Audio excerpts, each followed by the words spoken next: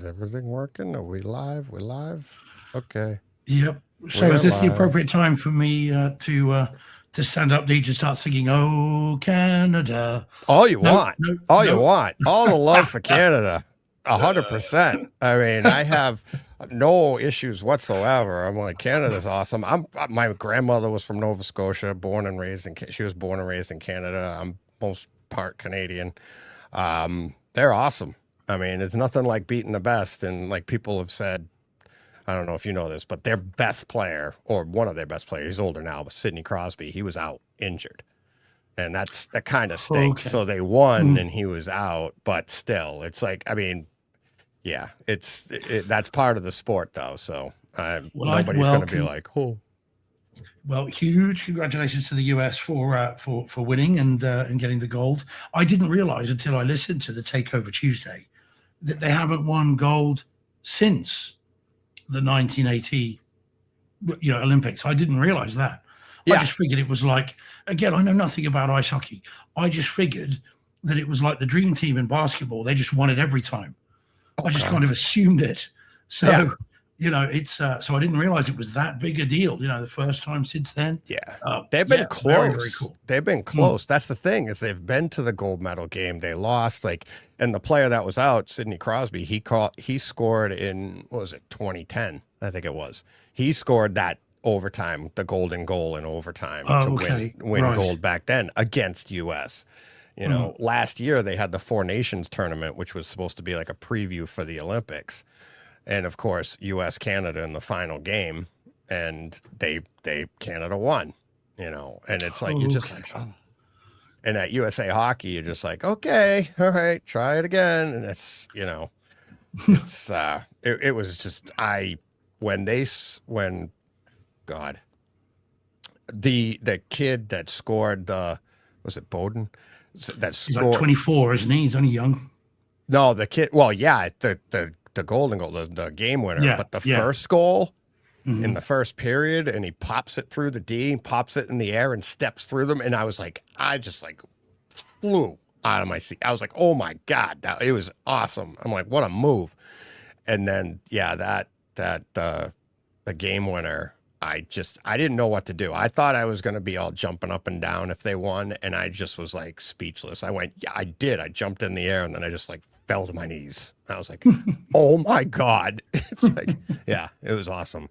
I did see a little bit of the game when I think it was the US were down to 2 sort of outfield players, and the Canadians had 5 or whatever it was, 4, whatever it was.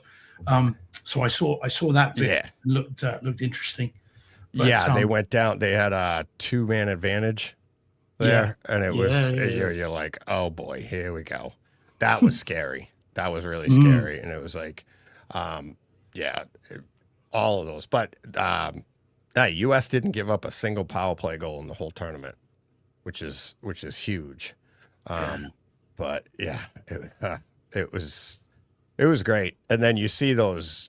I don't know if you've seen the clips of the saves and stuff like that they did.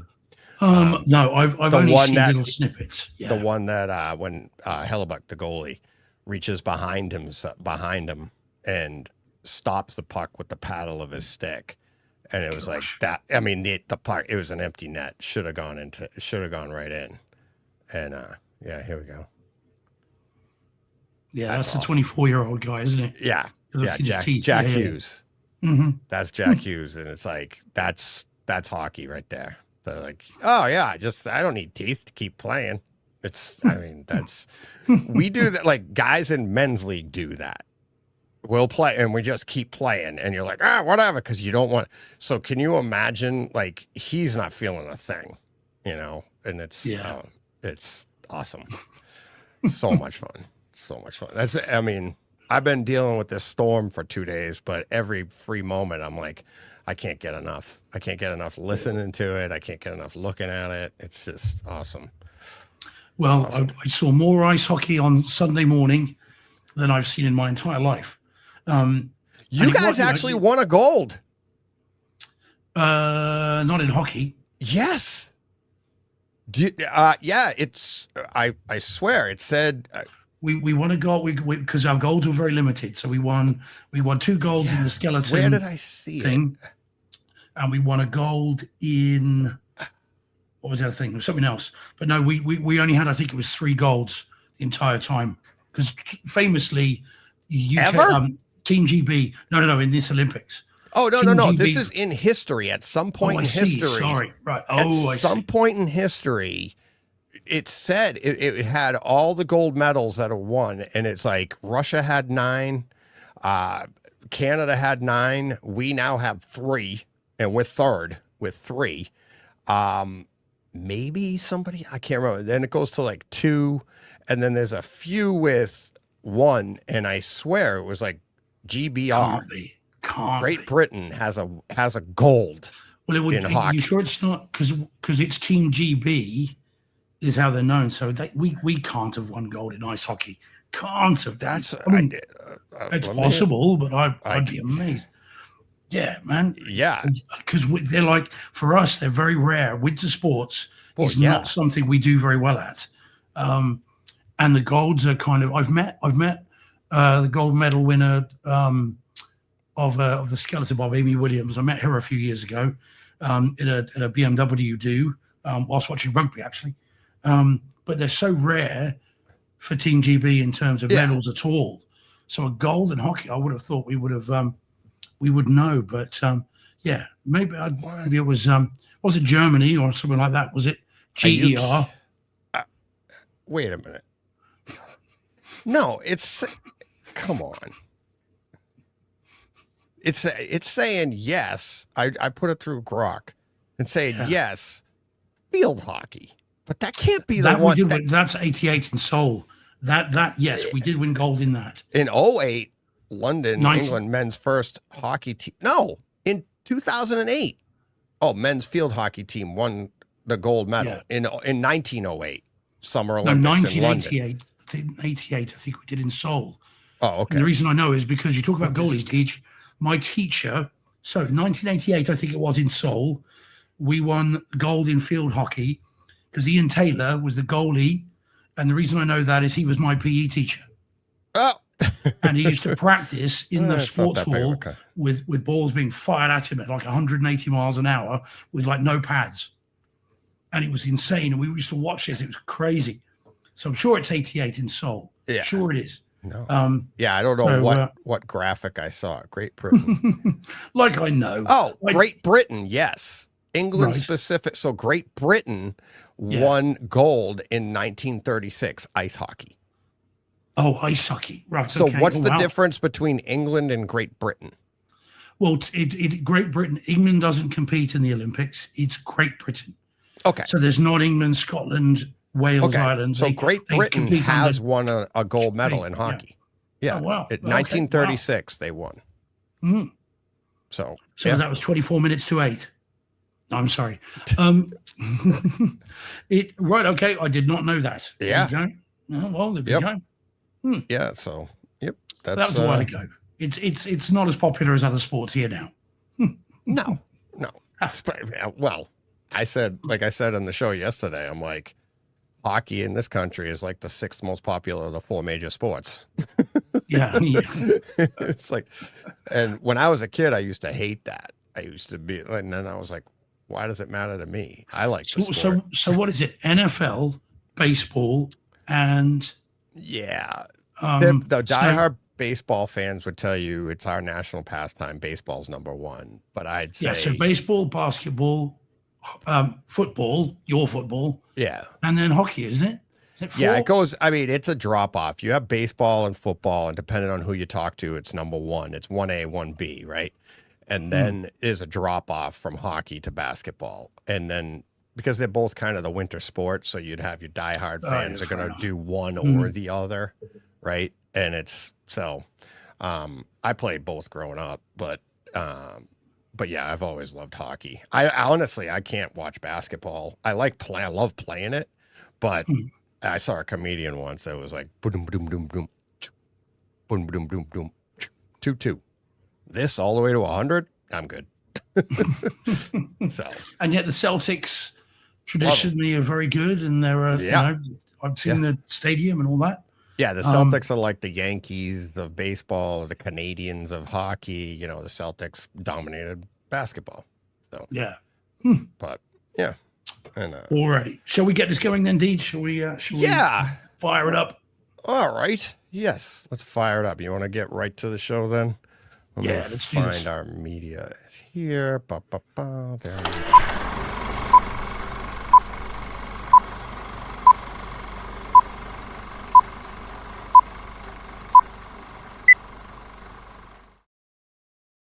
We are Brightside Theater.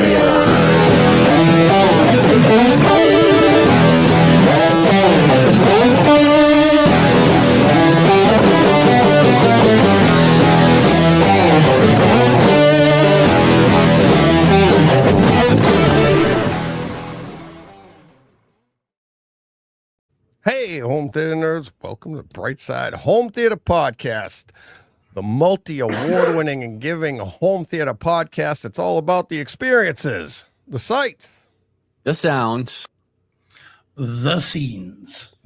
Nearly there. Better this time. Not quite there yet, unfortunately. Yeah, you do sound a lot better now that it's getting there. It's coming back. Less coughing, but still a bit croaky. A little croaky. Yeah. Yeah, man.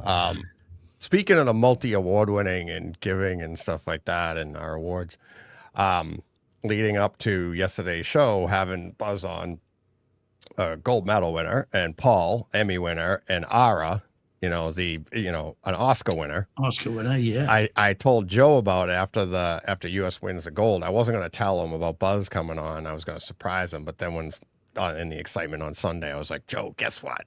And he's like, I go, and I told him the scenario, and he goes, yeah, but do any of them have a dorky? True. You got a dorky, they've got, you got an Oscar winner, an Emmy winner, a gold medal winner, and a dorky winner. So there's thanks, no Joe. comparison. Exactly. Oh, jeez. Oh, man. Yep. But it was cool the way you casually dropped that at the beginning. I was like, oh, man. Casually. I was dying. Casually. That was anything but casual. Oh, yeah. It was good. Yeah. No, it was a very cool thing to do, and we should thank Paul, absolutely, again in the main show for setting that up. The only thing I would say, bringing it back to movies, is all this talk about Lake Placid. I'm just thinking of giant crocodiles. The horror movie. Yeah. As soon as Paul last week said, "Oh, Lake Placid," and I'm just thinking, "Ooh, Betty White and large crocodiles." But yeah, no, apparently that's not what it was. No. Yeah, it was. Yeah, I was so excited. He hit me up literally like as soon as we ended the show on Thursday. He's texting me. He's like, "Look, check your email. This, that," and I'm like, "Oh my god, let's do it." And then he's like, "All right, we got some dates here." He's like, "What do you like? We could do. Buzz could do Tuesday or Monday or Tuesday." And I was like, "Well, Tuesday ain't gonna work." Well, it depends on how much he's into home theater. Yeah, exactly. And then Paul, of course, he's like, "I know it's not really a lot. That doesn't matter." I go, "I'll find a way," and I did. I found a way, and I'm like, "We can talk about that a little bit because we didn't really talk a ton about it, but it really is what it was." How I thought of it. I said that, I think I talked, I did. I talked to Paul afterwards when we hung up and everything, when we stopped recording.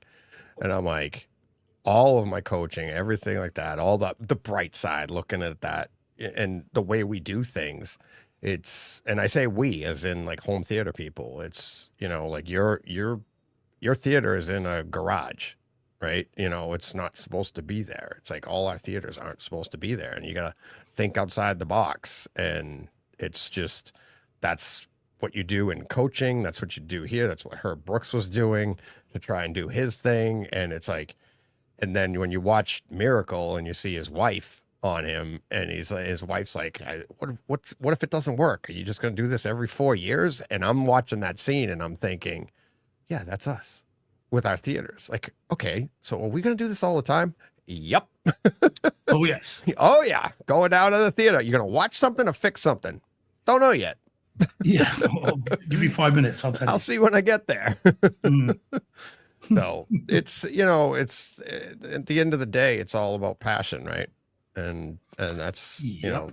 that's, we talk about movie making, and we talk about all the time, like a James Cameron or Christopher Nolan, and taking their idea, and you have all those, like literally hundreds of people involved in putting that piece of art on the display, on display. And it's like, your idea has to get there. Sports is the same thing, or team sports, I should say. Like a sport like hockey, it's like everybody involved. The players are kind of the actors, right? But then the coach is the director. But then before that, you have like Billy Guerin for the USA putting the team together, picking the right players.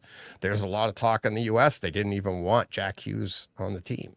There was people like, why'd they pick him? Because there's players that are better, similar to what happened in 1980. So it's like, where do you go from there? It's like, so it's just, there's so many ways to cross it over, but so much fun. But who thought, 6 and a bit years ago, you going down to your, under the stairs Studio under the stairs. studio, yep, and where that would lead, and the sort of the path that it's led you on. It's kind of crazy, isn't it? Yeah. Well, it's funny. I started to say it in the show after, like when we were talking, just me, Ara, and Paul were talking. I've said it before on the show, but this entire thing, it is a product of my family and like how I was raised, my bright side, my dad and everything like that. But it's also my sister Dawn, who she's the one that said like, Deej, and she loves to talk to people. She goes out, and I don't. I stand quietly. I'm like, people think I'm weird, whatever. And I just stand there. And she's like, you never know. You start talking to people, you never know what's going to happen. And she even cited somebody, like one of her friends took her advice. And she's like, next thing she knows, she's being invited all over the country, all over the world. And she met these people. And she goes, just because she took the advice of start talking, just who cares? Talk. Yeah. Yeah. And that's what I was like. It was right before John and I started the podcast. I was like, all right, maybe with that in mind, and look what happens. It's like, it's crazy. It's just from talking to people, and then like-minded people with the same passion end up, like Paul, like I keep saying, like, what are the odds that I would have Buzz Schneider on right after we won gold? But we were in the Olympics. I watched Miracle. I watched the special on Netflix. I did all it. So it's not like a coincidence, but at the same time, it's like, and then Paul, like, hey, I could do something. I'm like, oh my God. All right, let's go. So yeah, it's thank a you. wild and crazy ride. Yep. Isn't it? It's crazy. Well, What's next? Yeah, well, indeed. Yeah. Who's next? We're still waiting for Jake Gyllenhaal to tell us to take down that picture of his paws. It's a matter of time. I had an interesting experience this week as well, which you know about because I told you. But I was at court. So we did the show Thursday. I was in court on Friday. And again, bear in mind, I wrecked my voice during the show on Thursday night. Yeah. So I was properly croaking Friday morning. But I was at court, and it was before court started. And I was approached by a prosecutor who's a relatively new prosecutor. He's, he's a nice guy called Christian. And he came up to me because court hadn't begun yet. And he said, Steve, you like movies, don't you? And I'm like, yeah. And he said, you do some kind of show about movies and stuff, don't you? And I said, well, it's not my show. It's a friend of mine's show, but yeah, it's a home theater and home cinema. And I said, oh, why'd you ask? He said, oh, I'm interested in it. And I said, okay, well, it's Brightside, and we're on YouTube, and we're on any podcast service you want. And he sort of wrote that down. And he said, yeah, I'm a reviewer for Netflix. And I said, well, what's that? What does that mean? And I'd never heard of that before, other than a journalist. But he said, yeah, so what he does, so he is a reviewer. So he says they will send him a link. And he said it comes up on the normal Netflix dashboard. But get this, Deej, it's a completely black panel, doesn't even have the name of what they're about to watch on it. And you click on this black thing, and then up it comes, whatever it might be. And he has to then give his verdict on what he's seen. But they also use them for test screenings. because he says that he reckons that he saw something about a year ago. Frankenstein he saw months and Yeah. months and months ago, and it wasn't finished. So they had place cards for certain visual effect shots. And he said, so, but we can, we give the feedback on it, and then, on they go. And I said, how'd you get involved with that?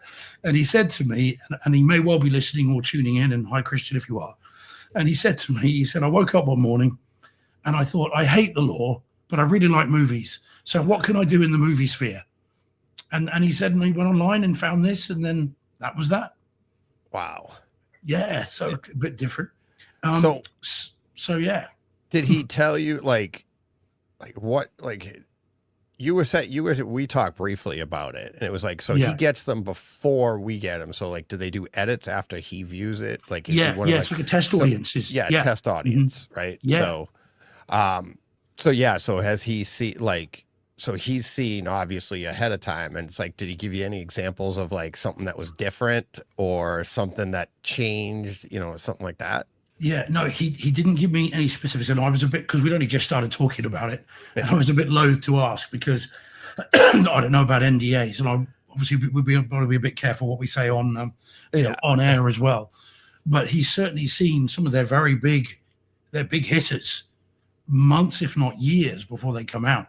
Yeah. And then gets to give feedback. But the other interesting topic, which we did talk about as well, you and I, is one of the questions I asked him is there a minimum system requirement that you need to have to be able to give these viewpoints?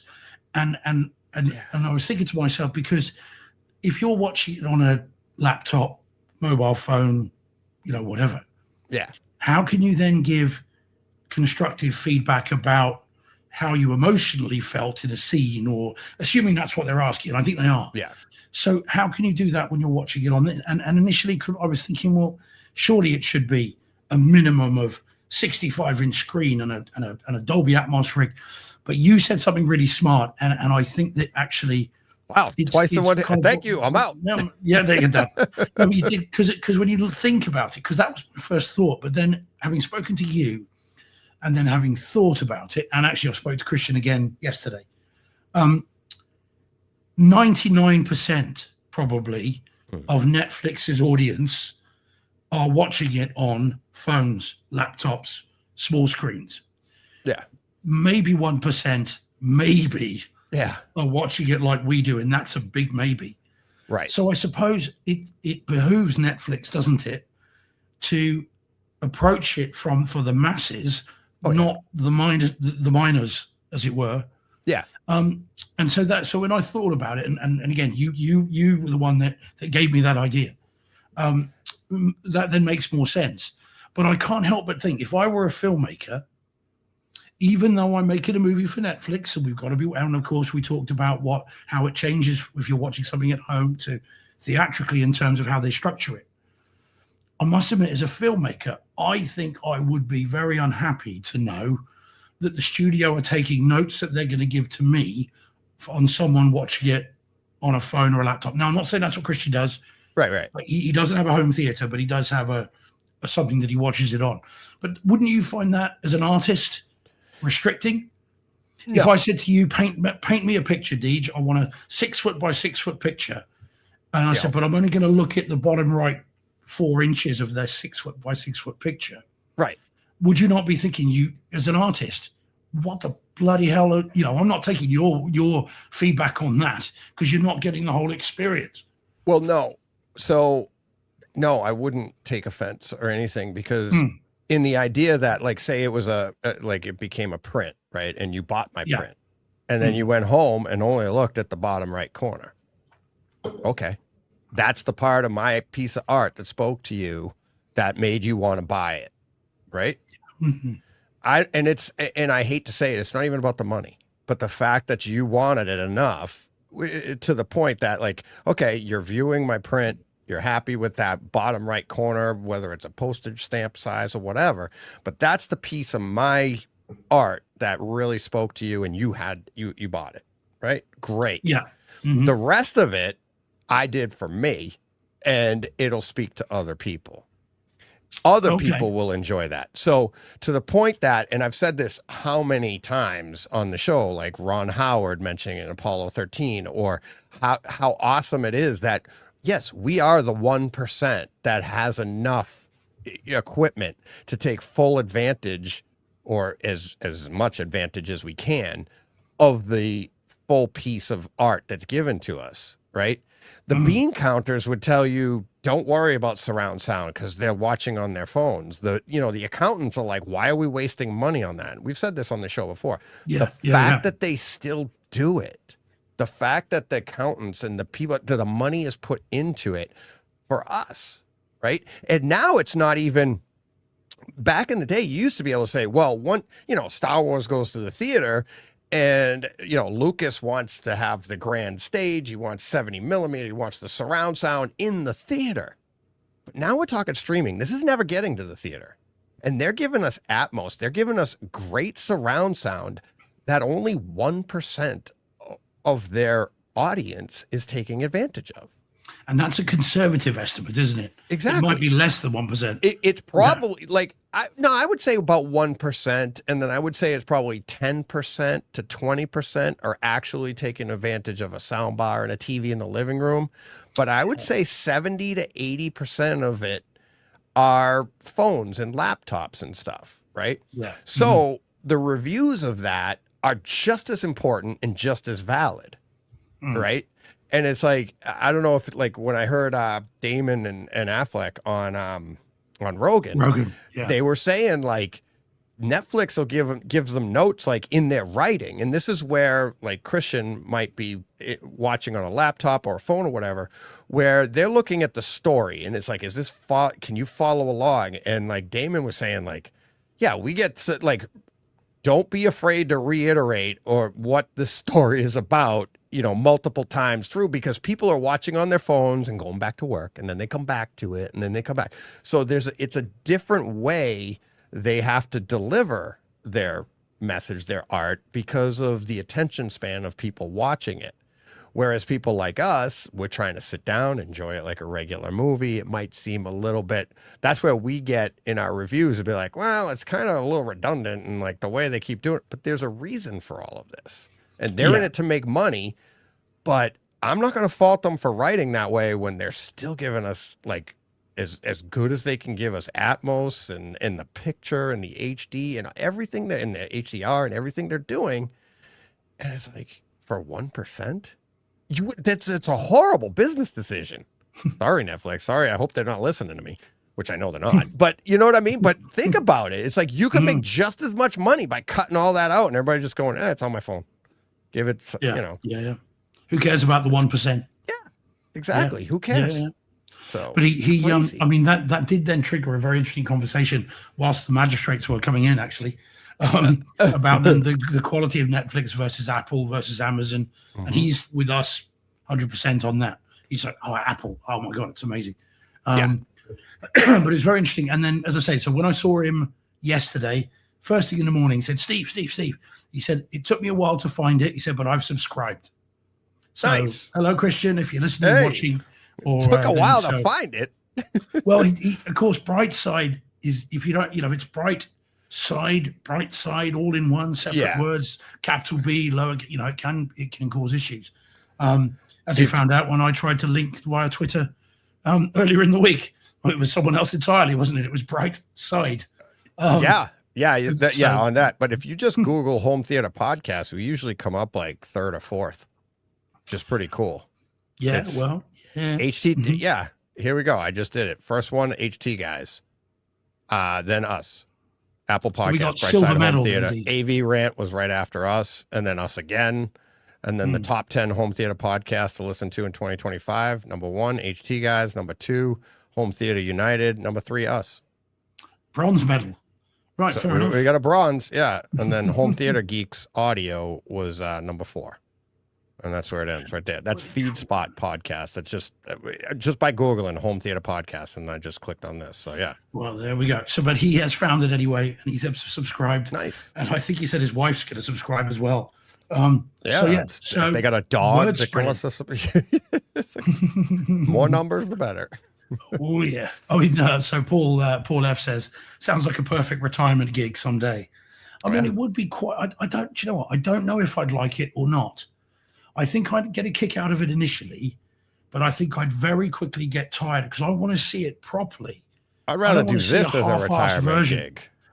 I agree with Turn you. this into a retirement gig. Yes. Yeah. Go to patreon.com/Breakside Home Theater. Help Let's us retire out. now. We're trying to retire. I'm trying to pay for a house, so Well, then I can indeed. retire. Yeah. So. Well, I don't mind retiring earlier. That works for me. Yeah. But yeah, so I don't know. Like I said, I don't know if I'd enjoy that so much. I want to see it complete. I don't want to see a half-assed version of it. I want to see it done, and I'm not. And then I'll give my opinion on it, which we do anyway. Even though Oh, and by the way, they don't get paid for that. It's all voluntary. They don't. There's no payment for it at all. Do you get it's all just Netflix for the love for of the free or game. anything, or no? I don't think so. I think you just get the chance to see this stuff early and give your opinion on it. But I'm not sure that's for me. But it was fascinating to know because I did not know they did that. And if anyone else knows whether Apple do it or Amazon do it, I'd be curious to know. I'm sure they all do it. I'm sure they all do it. It's Disney Plus. I mean, yeah. I mean, that's that. They're not just throwing something out there willy nilly and hoping for the best. yeah, They'll do that. It's like I don't think I could do that. I wouldn't want to like you said. It's like you get it halfway. Like all right. Well, and what if you liked the version that you got, and then they're like the test audience, everybody else is like change it, and you're like, oh, that stinks. You should have seen their other version. It was so much better. I don't know. Yeah. It's all right. Well, shall I say hi to everyone in the chat? Yeah, let's hit the quickly chat. do that. Sorry, if I could stay alive long enough. Right. Okay. So, old school kung fu films was in quite a bit earlier. So I don't know if he's still in. If so, higher. He's first in, according to this. Mikey was in. Hey, Mikey. Dom's bonsoir. Dom has forsaken us to go and watch the extremely mediocre Return to Silent Hill. Oh, So we won't hold it against you too much. there's the Dom, movie Steve didn't like, the horror movie. Not one for me. That one I haven't seen it, but it looks awful. Steve At in the chat. Hey, Steve At. I mean, I've seen the other Silent Hill movie and I really enjoyed that, but this one apparently is dreadful. So let us know, Dom. Yeah. Captain 83's in. Hey, Captain, my Captain. Obviously, Paul F's in, as we've said. Yeah. Jordan's in, having spent a lot of money on physical media this week. Michael Piantadosi's in. Good to see you, Mike. He tweeted me earlier today to ask if we were doing the show today or on Thursday. Oh, so no, we'll be there we got tonight. everybody on their toes. Oh yeah, and Holger's in. Hey, Holger. We've got Rach is in as well. I saw Rach. Travis dropped in as well. Hey, Travis. Oh, hey. Yeah, talking about various hockey games, I think. Oh, I didn't even TSG. see. Where's Travis? I didn't even see. There you go. See that? Oh. Yeah. Oh, yeah. Youngblood beat Rack. Oh, my God. I keep looking. I love that movie, Youngblood. I watched that on a loop when I was a kid. I used to watch. I had the VHS tape, and then I'd practice in my room the thing he does where he picks the puck up and I practice that in my bedroom. Oh my God, almost broke the window so many times. And we've got a blind guy in as well. Do your usual DJ. There you go, good man. There you go. What's up, blind guy? Elijah the S is in. Hey, buddy, how you doing? Van Gool's in. Hey, buddy. And I think I saw a couple. Paul's in as well. Hey, Paul Hurt. So yeah, fair few in. The numbers I don't think reflect the numbers that are actually in there because I think Twitter's being a bit funny again, isn't it? So yeah, Twitter's now. I'm up on Twitter, but you aren't. And then there's mine says it's on. That's weird. Yeah, it's on. Yeah, it's on, but it's it's just. So I've just said hello to more people than the numbers on the screen. I know. So it's all a bit odd. It's a bit weird. Yeah, it's weird. Yeah. Oh yeah, and Old School's still in. Good man. Good to see you, buddy. Did you say hello to Eli? I didn't hear. Elihu Diaz. Eli. Said hi to him. Okay. Also, though, again, as I sometimes remember to say, if you are tuning in and if you're listening in and if it's your first time or you've been doing it forever and never said hello, just drop into the chat, say hi.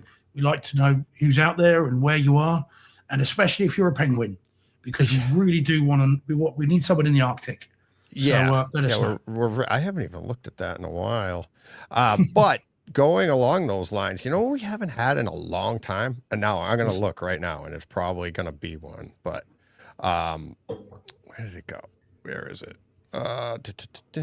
We haven't had any review. Yep, 2 years ago was our last review on Apple, at least in the States. In the States, remember we found out that like you there's reviews on Apple, like you showed me some over there that I don't see, but in the States, the last one came from Skippy Turtle 2 years ago. Oh, 2 man. years ago. Okay, so those in the chat, you know what you need to do. Jeez, 5-star, or I mean, let's see, is it still there? Is it still there? Let's see, 42 ratings. Like listening to Paint Dolby Digital. Dry and Dolby Digital. Didn't even know anything about Atmos at the time. That was 7 years ago. Dominic Hendricks. Thanks, Dom. Appreciate Thanks, Dom. it. It's awesome. Cheers, yeah. It's Yeah. like listening It's to good. 1-star review. It's like listening to Paint Dry and Dolby Digital. And I it love inspired a t-shirt. Oh yeah. Yeah. And then the one above it. This guy is passionate about theater viewing. It's like it's all he could say. It's 5-star, but it sounds like, oh my God, this guy's passionate about theater viewing. So yeah. As we say, all reviews are good. So yes, you know what to do if you haven't left a review. It's not Apple TV, Mike. It's on Apple Apple iTunes.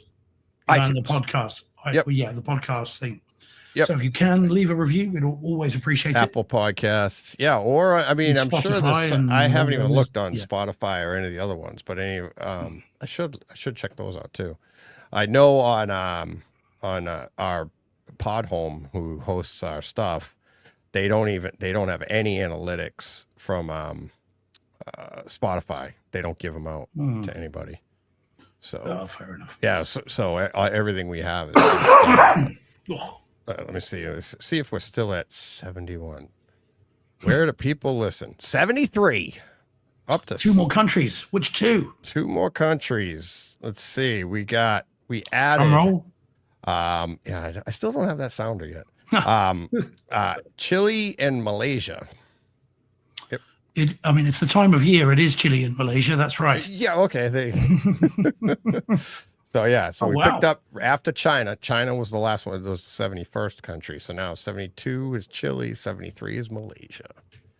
So. Yep. We're reaching out, Deej. There we go. It's a broad church. It's a broad church. 73 countries around the world. Crazy, isn't it? It is kind of crazy. It's like I really want to get, like, I mean, if we could just get anybody, I mean, obviously from, Antarctica, but if we could get Russia just to color that part, because it colors in everybody. That's a huge section.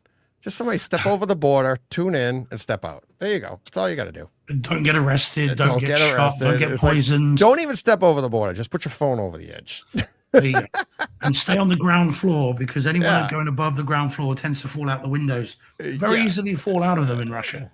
Yeah. So, Kazakhstan, we need Mongolia, Iran, Afghanistan. Didn't we have one in Iran? I thought we did. No, I think we grabbed Iraq. Oh, right. Okay. Yeah, I think we grabbed. We got Saudi Arabia, Iraq. We have 2 in Iraq, none in Iran. Oh, man. See, it's so We cool. haven't gotten Syria yet, but we have Saudi Arabia, Egypt, Algeria. I'm just going through the different, like, on the continents now. We have Burkina Faso. I didn't even know that was a country. Burkina Faso. Yeah, Burkina Faso. Yeah, it's Burkina Africa. Faso. Yeah, I know it's in Yeah. Africa, but yeah. Nigeria, Ghana, 10. Angola, 1. Kenya, 1. South Africa, 8. It sounds like you're reading the football scores, Deej. Angola 1. Well, Saudi it's going to Arabia, change. 2. Australia, 1,268. Really? Yeah. Yeah. Wow. That was a high scoring game. Indonesia, 3. Okay, there you go. Australia beat Indonesia, 1,268 to 3. Yeah. Yeah, there you go. Holger says, without talking about Russia, you see CC2, not a good idea. Let's see. What do we As got? long as you've got a somersaulting tank, then you're fine. Yeah. United Kingdom, 2,457. Wow. So there you go. There you go. Yeah, Argentina too. So, all right.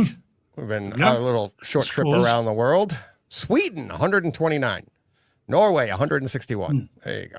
So, What about Finland? Is Finland in there? Finland, yeah, I think everybody. Belarus, Latvia, no. Belarus. I'm looking at the no's. Ukraine, no. Romania, no. Serbia, no. Bosnia and Herzegovina, no. Where Denmark, Germany, 777. Belgium, 1. Remember Belgium for the longest time didn't have. They were the only one in that area. Where is it? We keep talking Sisu. The least the Finns can do is follow us. Who did you ask for? Finland. Iceland 2. Okay. We got 2 from Iceland. And what'd you say, Finland? Yeah. Because Sisu is the Finnish word, isn't it, for courage or indefinable courage? Sisu. Looking for it. Where the heck is it? Don't tell me it's one. Yeah, don't worry. Stripes. Just way zoomed in on Armenia. Where we have, it's like, it like went down to somebody's driveway. It got so close. It's like, what the heck Did is they this? wave? Yeah, exactly. So, all right, I gotta back out of this. So let's do home theater experience. The thing went crazy. All right, I don't actually. What do I have from this week? We got 2 you can talk about. Definitely. Yeah. Well, 3 potentially. Did you watch the 4.5 hour? No, special? I haven't had a chance to really keep that. Yeah, we'll keep that one. I haven't had a chance to do anything between the snow, getting ready for the snow, then the snow, and obviously the Olympics. Okay, well, look, I've got plenty. Let's start with the movie then that you never want to see as long as you live. Okie dokie. That's it. I love how you know it straight away. Yeah. Well, all right. Let's do this. Here we go. Right then. Oh, hang on. Remove that. Okay, so here we have then, we're kicking things off this week, is the 2025 movie Good Boy, which is on 4K UHD disc, only DTS HD Master Audio 5.1, which is annoying, but still. And this came out here last week. I think it was last Monday. Maybe it might have been the week before. And this then is a horror movie. It's a directorial debut horror movie told entirely from the perspective of a dog. Now, if that sounds like a gimmick, it's because it is. Well, yeah. And what we have then is a person who may or may not be emotionally falling apart, has his pet dog, goes to his dad's cabin in the woods, and wouldn't you know it, the cabin might be haunted. Yes, that's one of those. But to try and give it something other than what we've already very much seen, we tell it from the point of view of the dog. Now, it's had a lot of good reviews. A lot of people really like it. Jordan is one of them, I do believe. And it's certainly, the box is covered with glowing reviews. And I went into it with some trepidation, not for the same reasons you would, Deej. I mean, and I should say, the distributors and the filmmakers, before the movie came out, after the release of the trailers, were forced to put out a press release that says nothing happens to the dog. Okay, so they were concerned people wouldn't go because they were worried something would happen to the dog. So they said, dog doesn't die, dog is fine, just so you know. So anyway, so I went in with some reservations. I'm not a big haunted house kind of fan. I'm not really into that particular subgenre, really. And also recently it's been done to death with all the Conjuring and Sinister movies, and every other movie of late has done this to death. So I watched it, and I have to say I was underwhelmed by the movie. It is a gimmick. The dog thing didn't work for you. Doesn't work. Because, of course, they don't see things the way we see them. So from the point of view, that's weird as well. But I found it, a bit tiresome, to be honest. Very middle of the road. By the end of it, it was like, yeah, okay, seen it, fine. Probably won't see it again anytime soon. I think the only time I dig it out of the collection will be if someone said, "Oh, I've heard about this horror film with a dog." Then I think I'd watch it again with them, but I don't think I'd see it again myself. Now, in terms of the audio video, the video is good. It's a digitally shot movie. It is a directorial debut, but the person filming it clearly knows what they're doing. So whilst it's quite dark at times, it's never less than sharp. Everything looks good. The black levels are fine. It looks okay for what it is. The audio is perfunctory. You get your bang, crash, wallop, jump scare types, but nothing that really leapt off the screen to me. And my overwhelming feeling of it, having lived with it now for a couple of weeks, is it came, it went, and that's it. So yeah, I personally didn't love it. And certainly, Deej, it's not one for you, mate, because not only is it not, you have to worry about the dog, but also it's not really that great a movie either. I personally don't think. So what's funny, like you said, like it's weird doing it from the perspective of a dog. Did they really like humanize like the thoughts of the dog? No, not at all. No, not at all. So it just, you just see that the dog repeatedly walks into a room. I mean, this is how cliched it is. So a dog repeatedly walks into the room, right? And then you sort of see a shadow. And then that, the shadow's like the kind image of that we have. Yeah, it's kind of the shape of something. And then it cuts back to the dog. And then the dog looks back again. And then the shadow's there. And then it cuts back to the dog, cuts back, shadow's gone. And you're like, and this is like what's building tension, and it does that again and again and again. So the dog is the only one in the house that sees it's haunted, is what you're saying. Yes, he is. Like kind of like they've done the movies where the kid is the only one, and they're like, "Mom, like there's something in the TV," like Well, it's Poltergeist. interesting you say that because the director, well, two things. One, the director says Poltergeist was an inspiration for that, and also the movie begins with a shot of TV static. So clearly, a nod to Poltergeist, no question. Yeah, but so they don't. The dog did the dog chase the tennis ball through? And no. That's yeah.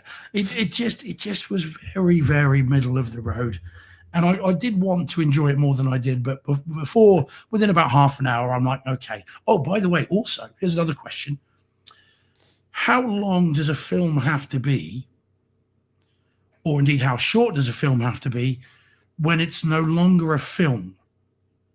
Because this is 77 minutes long. Oh, an hour and 7 minutes? Yeah, so hour and 17 a short minutes? film? Wow. Yeah, it's very short. Well, a lot of animated ones are that short. You got a lot of the animated movies are like an hour, 20 minutes. DC doing their, and I mean, they do great animated features, DC with the superhero stuff. They're all about, typically they're about an hour 20.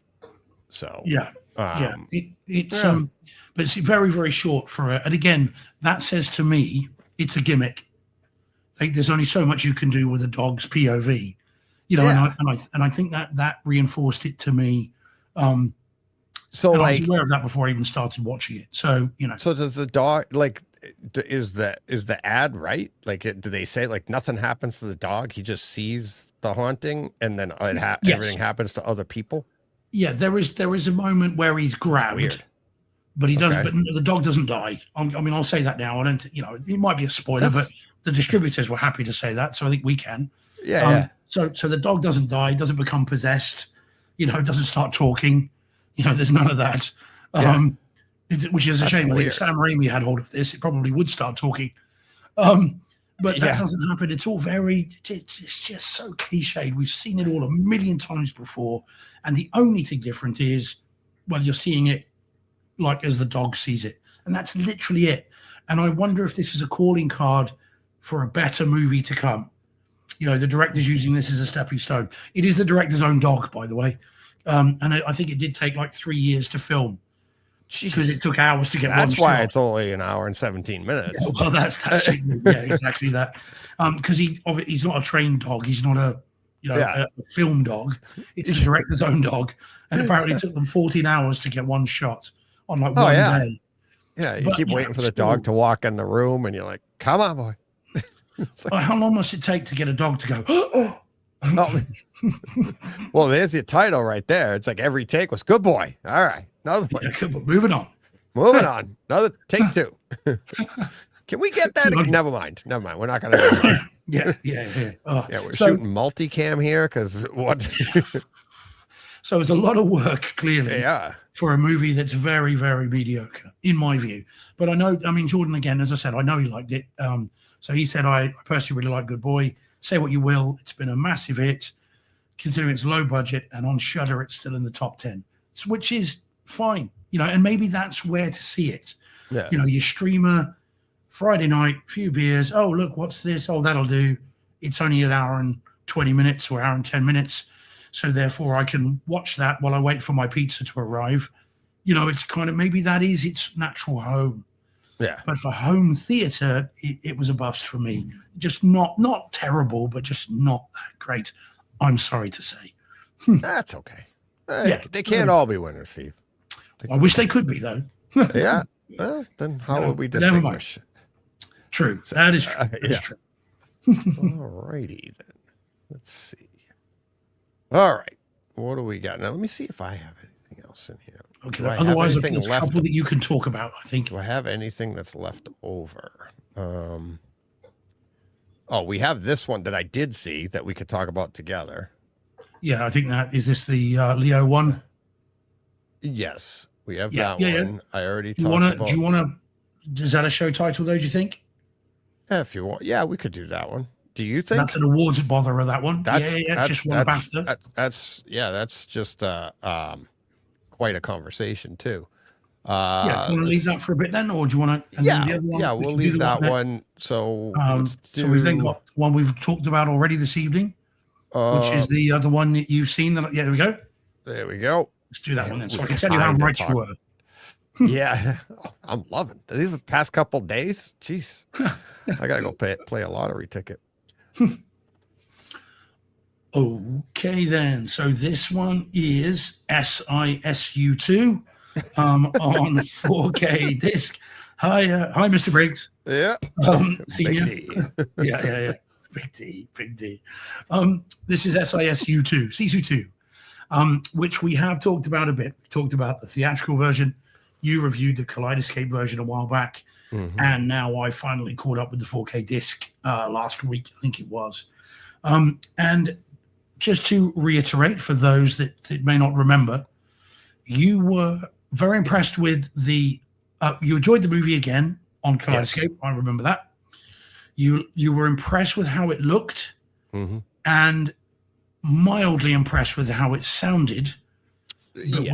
But we're clear that even this early in the year, that this was not going to make your top 10 audio or HT experiences of the year.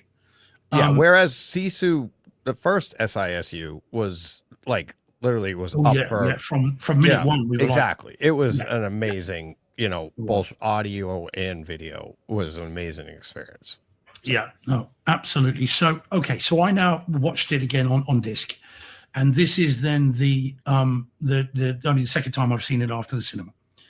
And I am here to tell you, I agree with you 100% about this movie. So, firstly, I do enjoy it again. I had a great time with the film. I do like the movie. I think it's a fun sequel.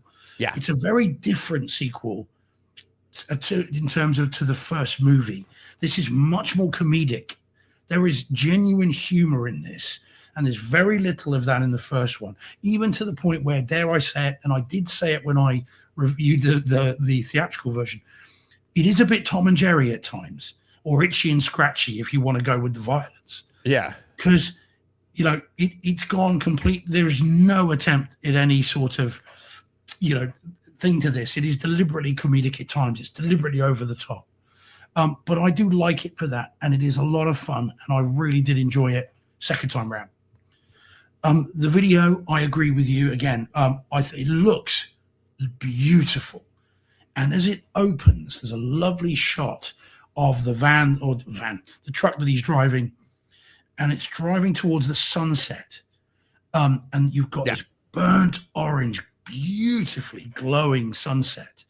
And I don't know if you noticed, Steve, if you look, there is a windmill, and on the windmill there is a sail, and someone is hanging from one of the sails. And I didn't notice that at the theaters, but I noticed it on this because of how sharp it is. It's right in the distance, but it's there. And so much detail. Yeah. The blood, the guts, the gore, the makeup effects all look absolutely awesome, even when it's dark. Yeah. It all looks really good. So it's beautiful. That shot, literally the shot that I commented on it when I saw it in the theater, and then seeing it at home when they had the cameras kind of in the back seat when he shoots the guy in like the back of his head. Yeah. Mm-hmm. It's just the detail. Tripping. You're like, Yeah. oh my God. It Yes. was, Yeah. Well, every close up is so revealing. Oh. It is a Sony disc, by the way. Should say that. And so you get this. Yeah, it's gorgeous looking, so detailed. I never sort of caught a pixel out of place with how it looks. The problem, and it is a fairly significant problem, is the audio. Now, and the bizarre thing is, and Carl Ellsworth tweeted me to ask me, is this in Atmos, Steve? Because the first one famously wasn't, other than on Kaleidoscape. And I responded to Carl and said, yeah, it is. And I sent him a picture of the back of the box.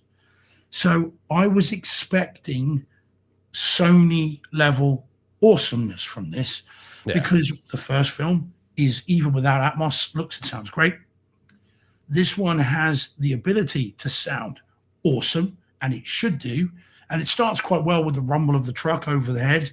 And you think, okay, that's quite bassy. And then it all goes a little bit, quiet's the wrong word, but like, for instance, the power of this track. Yeah. So be that the gunshots, the bass, whatever it might be, seems buried in the mix when the music is on. And there's a lot of music in this. Mm-hmm. And I think the music is heightened and the effects are buried in the mix. So it's more emphasis seems to be on the music than the effects work. And I think that's really noticeable. And for those of us that want the cacophony of noise, you don't get it. Yeah. And I genuinely think it's noticeable. And it really does what, the other one's a 5-star mix, the first one. This one I think is a 3 for me. To give it a popcorn thing, whatever you want to give it, but to me it's an okay mix, but it's not a demo one, and there's nothing in this, unlike the first one, that I would take this off the shelf and say, listen to this. There's nothing in this that would get me to demo this over the first one, or indeed any one of a number of other discs.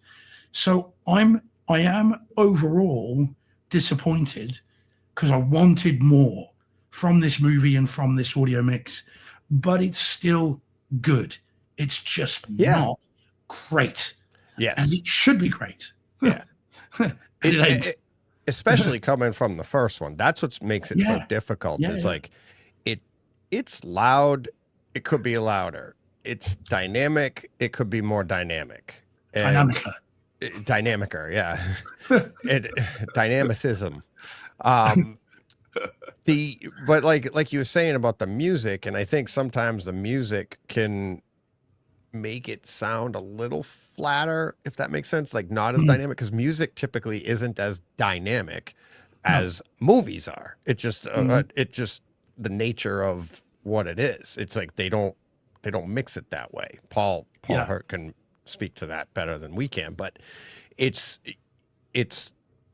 this movie just didn't have it. You were just like, as it went on, and like when you first started, you're excited for it, and your text to me was like, when you first started it, you like, truck over the top. Yeah, you're like, this is great, and I'm like, oh, maybe it's gonna be, and I was like, oh, maybe I heard a different mix, and then afterwards you were like, nope, because as you get going in it, you start to feel like you're like, wait a minute, that could have been deeper, that could have been louder, that could have been this, it was just some in a movie there's not a lot of dialogue, right? And it's like, so I don't know. It is odd, but it is good. It is good. Oh, yeah.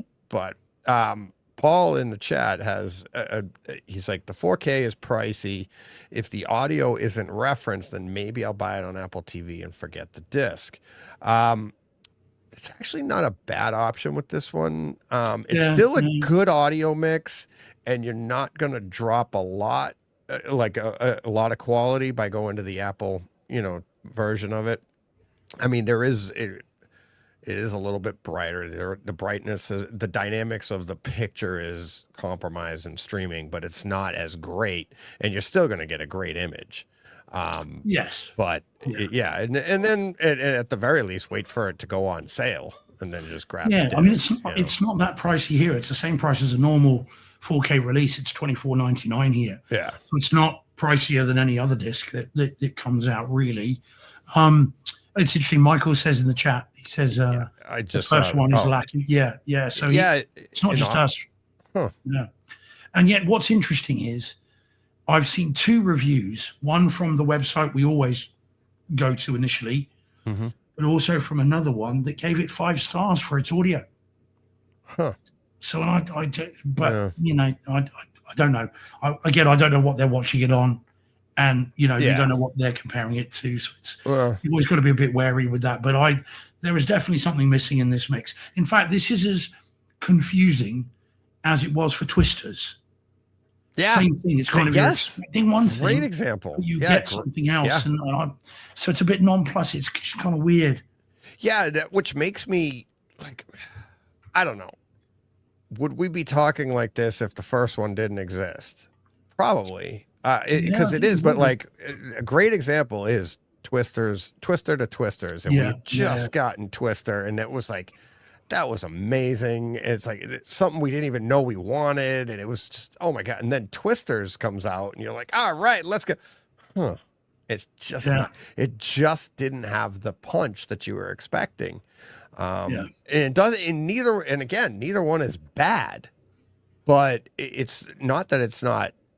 It's not even that it's not good. It's good. It's just not as good. It's not as good as it could have been, or its predecessor is.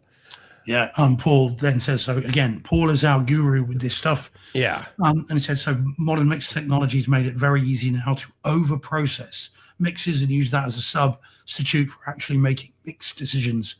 That would be my guess. Yeah. Do you know what, Paul? In the days when there was a rush to release movies, for a date, it's like we need it by now. We need it by now. I can, and a movie that would have been comparatively low budget, I can see that rush to get it out there. And again, I agree with you, Paul. I think that could well be a reason for it, and would explain why it's buried in the mix. The effects are strange. By the way, the other thing I will say, it says on there, deleted scene, alternate ending. This has to be. I've seen a few movies in my time, Deej. A little bit. That has to be the most pointless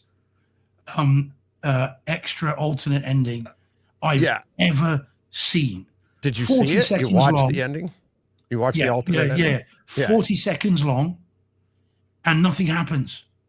Well, honestly, it's worth seeing for how ridiculous it is.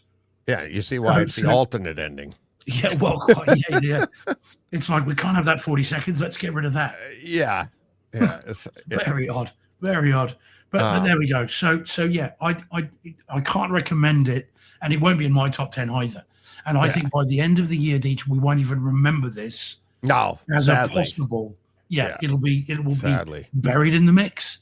Yeah, of all the others. So but there we go. Paul saying again in the chat. Paul Hurt saying he's like.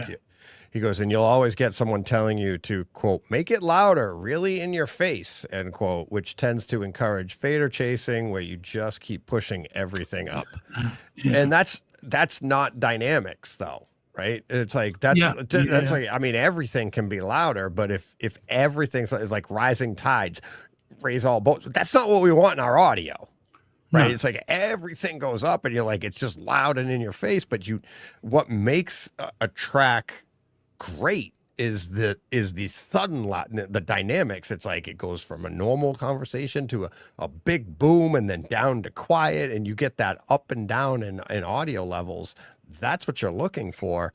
And then if it's just not there, and part of that could be like you were saying earlier with the music being so prevalent. It's like a lot of that is the setup too. Like they have to bring it down a little bit, and it's like it's kind of like if you're watching a comedy or listening to a comedian and he just starts cracking up before he tells you the joke, and you're like, okay, yeah, and then the joke comes and you're like, it's not as funny. Whereas if you didn't see it coming and you didn't, you know what I mean? He brings you down and then he bam punches you with the joke. You're like, oh my God, that's so funny. It's a lot of it is the setup in audio too. And they do the same thing with picture too. It's like they'll have a really bright scene, go to a dark scene, and then go bam, and you're like, oh, it's how to manipulate your mind and your senses. So they just didn't do it. Yeah. So Paul F saying it's $43 on Amazon in the US. He doesn't see a cheaper one. Yeah. Wow. Is that new release price now over there? That can't be. No. It's got to be coming down. Yeah, that'll come down. That is expensive. I wouldn't get that. Yeah, I wouldn't buy that either. Man. Yeah. Wow. Yeah. I mean, I know that obviously, not getting political, but tariffs are, biting. Yeah, but it's in the country.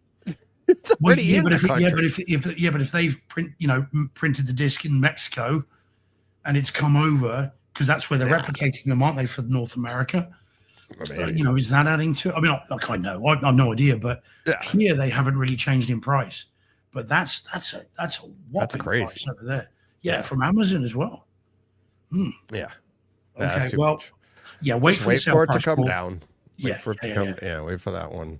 But well, there we go. Here we go. Anyway, happy. Still a great movie. That's the movie. I like that movie story better than the first one.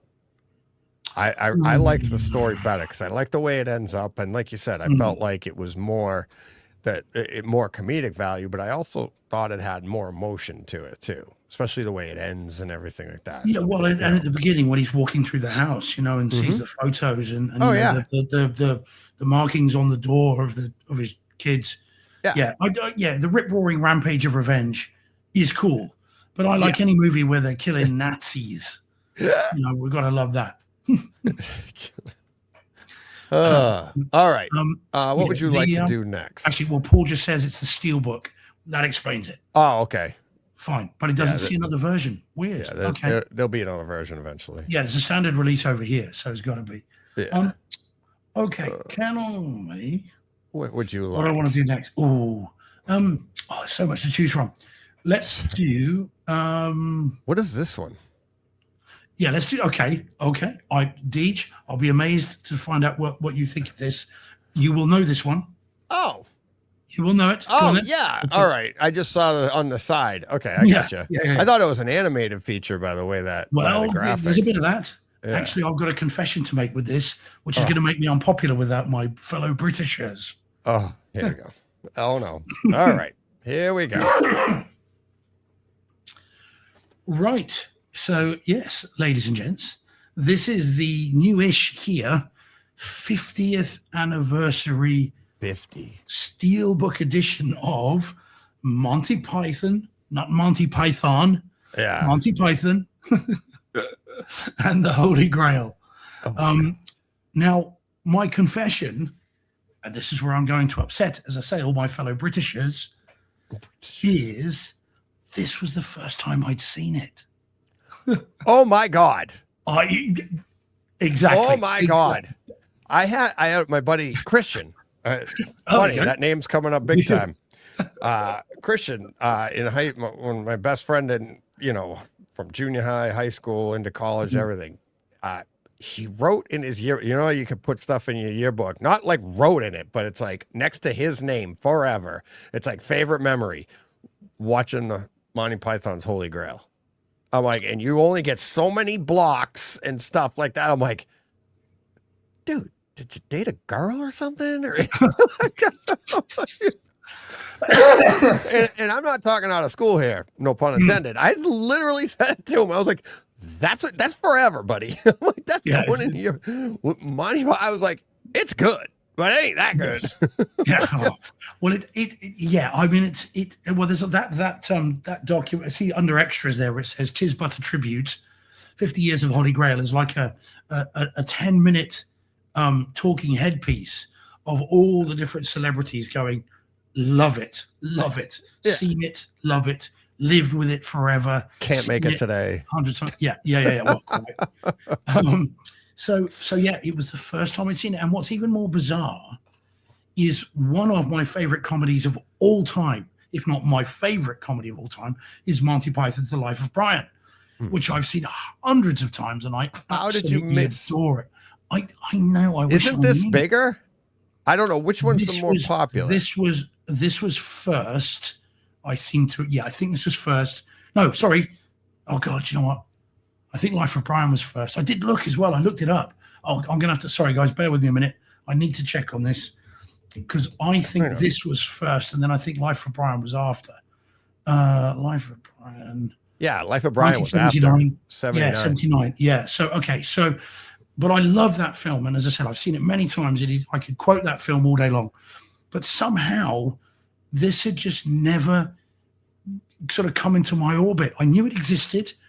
I knew your mother, was a hamster and your dad smells of elderberries. I'd heard that. I knew about the nights that say knee and the black night, was just a flesh wound. I'd heard of all of those and I'd seen all that, but I'd never seen this. And so I sat down, and this is a steelbook, and it's a Sony one, and I missed the UK release, which is sold out. Cannot get it. But I got this from Italy. And the funny thing is, it was less than the price of a new release here, normal one, let alone a steelbook. And it's got an Italian cardboard kind of outer sleeve. And once you take that off, it's exactly the same as the English one. So English writing on the cover, English inside, same disc, everything. But this is the other thing, DJ, that will make you laugh, and everybody else listening, I'm sure. So, and it links to home theater, right? So oh God, it's so embarrassing. So I put the movie on, and I don't know how well you know it, all right? But anyway, so I put the movie on, right? Hit play. Now it's an Italian disc, yeah? So I know it's Italian, even though it all looks English, right? Mm-hmm. So I put this in, and I hit play. God. Subtitles came up, right? And it says the Holy Grail, and there are subtitles, okay? And I thought, oh God, okay. It's just one of these weird things. It's one of these weird quirks. And of course, I use a Harmony Elite, so I went out the back to get the control, because the Harmony Elite doesn't have a subtitle button on it for my Blu-ray player. So I go out, I get the controller, which is in the equipment room, and I'm messing around, and it says no, subtitles are off. And I'm thinking, oh, is the disc fault? Like, what's going on? I would say tearing my hair out, but I haven't got any. Yeah. And I'm thinking, what the hell? And it's going on, and it's subtitles, and I'm thinking, what the hell? And I'm getting really annoyed, right? And this is why. And it then says, and then the subtitles start to have jokes in them. So it's like it's in Swedish or Swedish thing, and it starts to say, "We hope you enjoy the movie." And I realize it's part of the film. Right. But, oh my God! It took me. Oh, I'm not even God. going to say how long it took me to realize. Yeah, like you're trying to shut them off, like they won't go anywhere. Oh God. Honestly, That's man, great. I won't say how long it took me to realize that. Yeah. But once I did, I was laughing and punching myself in equal measure in frustration. It was very, very funny. But what a joke, a 50-year-old joke that has relevant home theater today, where sometimes it happens, doesn't it? The subtitles come on, can't turn them off. So that was extremely funny and annoying in equal measure. But anyway, then watch the film, and I love the film. I honestly, it's great. The now go away before I taunt you a second time. Have me in. The supplementary tart throws a sword at you, and now you're the king. It's not good for his basis of government, is it? All this kind of stuff was fantastically funny, and I laughed all the way through. And the good news is, it looks and sounds amazing. It's in Atmos, Deej, as well. Oh, really? Isn't it? Well, it's Sony, isn't it? So wow. they Atmos everything, and this sounds better than some of Sisu. No, it's Sisu too. Anyway, I loved it. I loved the movie. Really, really enjoyed it. Even the ending that caused a lot of issues, as I understand it. But I thought it was very funny. And I loved how it looked, loved how it sounded. And if you haven't seen it for a while, and if you want to see it again, you're like me, you haven't seen it, then this is definitely the one to see. It looks and sounds great. So I had a very funny time with it. And as I said, and if I ever meet John Cleese or Michael Palin or Eric Idle, I look forward to saying to them, I will tell them what happened with this disc and how their joke from 50 years ago still came back to haunt me. Yeah. So very, very funny. And yeah, it's great. So honestly, I can't even say I wouldn't have fallen for it too. And I've seen it, but I haven't seen it in forever. I haven't seen it probably since like college or just after. I haven't seen it in forever. Is it on Kaleidoscope? Yeah, it's only in HD. I just checked. Mm. It's only HD, but well, boy, oh boy, did it? Yeah, it was very funny once I realized the joke. Yeah, oh, that's great. That's great. Imagine what that did to people back then, because they weren't as like. Well, but you would have accepted. Well, you would have seen it in the theater and stuff. So you're not. Yeah, in the theater, you just would have been like, fine. I don't remember thinking anything of it actually. It's at the point where the subtitles start saying, "Are you going anywhere nice on your holidays?" You realize, oh God, okay, this is just, oh man, it was funny. I'm so glad I didn't tweet out in my frustration. Yeah. Bloody disc is broken. I've just spent all this money getting it from Italy. Oh my God, that would have been fantastic. I would have had to have left Twitter. It literally is a joke that it was 50 years in the making, if you look at it that way, because it's like back then it wasn't as big a deal. Now it's because everything automatically goes to subtitles. You just do like a 10-second back, you get the subtitles. Yeah. And you're like, shut these off. I don't want them. And now you start. Oh God. Yeah. That's lucky that the remote control wasn't snapped in half. Yeah. Luckily I didn't, throw the disc away. Yeah. Or even worse, try and send it back. There's a problem with the subtitles. Oh God. I'm so glad that didn't happen. Yeah, that's great. Good stuff. Very, very good. That's good stuff. Yeah, and like you saw it up there earlier. Michael was like, "Good man for admitting it," but that's part of the joke, though. How do you know what I mean? It's like, how do you not? It's like that's what makes it great, Oh yeah, Well, again, a 50-year-old joke that has resonance today because of the issues sometimes we face. And it had to be, if it had been an English disc, I think I would have been all right with it. But because it came from Italy, I'm just ready for, is there going to be an issue with subtitles? But I don't know. I don't know though, because just the way subtitles are now, where they're just automatic, and you're like, why is this doing this? What happened? Did my player get an update? And I don't want this crap, and it's like, I mean, our brains would have been like workshopping it. Like, what's wrong here? Why isn't this doing it? It's like, well, because I bought it or imported a disc from Germany a couple of years back, the Mothman Prophecies, which is a Blu-ray. It's not available anywhere. And I love that movie. And that's got baked in German subtitles. You can't change them. They're there. But because I couldn't get it anywhere else, I'd spent the money to get it and just ignore them. But so I'm always slightly wary of importing stuff from Europe and thinking, okay, this could happen. But, as I said, it didn't. Did you see what Paul said? Were there Italian subtitles for the English subtitles? Knowing Monty Python, I wouldn't be surprised. Yeah. If it was exactly that. I dread to think, but there are a load of subtitles on there. But of course because I was so irritated and I thought it was the disc, I wasn't reading the subtitles, because if I had read them properly, the O's have got lines through, because it's supposed to be sort of Swedish, I think it's supposed to be, for no apparent reason. And had I read them properly, I would have seen that and then realized, okay, it's not what I think it is. It took me so long to realize it because I was annoyed. Oh gosh, yeah. So anyway, it's great. Awesome. That's good. Great story. I like stories. So yeah, very, very cool. Well worth picking up. Greg says your mother was a hamster. Yeah. Your father smelled of elderberries. Oh, that's brilliant. Was it I fart in your general direction? Oh God. Good stuff. I have to see that again. I mean, if you do, then let me know, because it'll be cool to see kind of what you make of it. Jordan says, I know what Steve means. I've bought a lot of German and Italian releases and had the same concerns regarding subtitles. It's always a concern. You never quite know, but there it is. But everyone else in the planet has seen that movie many times, but just somehow it passed me by, but no longer. Hey, Ara dropped into the chat. Hey, Ara. Hey, Ara. How you doing, buddy? Yep. It's my confession. showing me yesterday. If you haven't heard Takeover Tuesday, Ara was part of the show.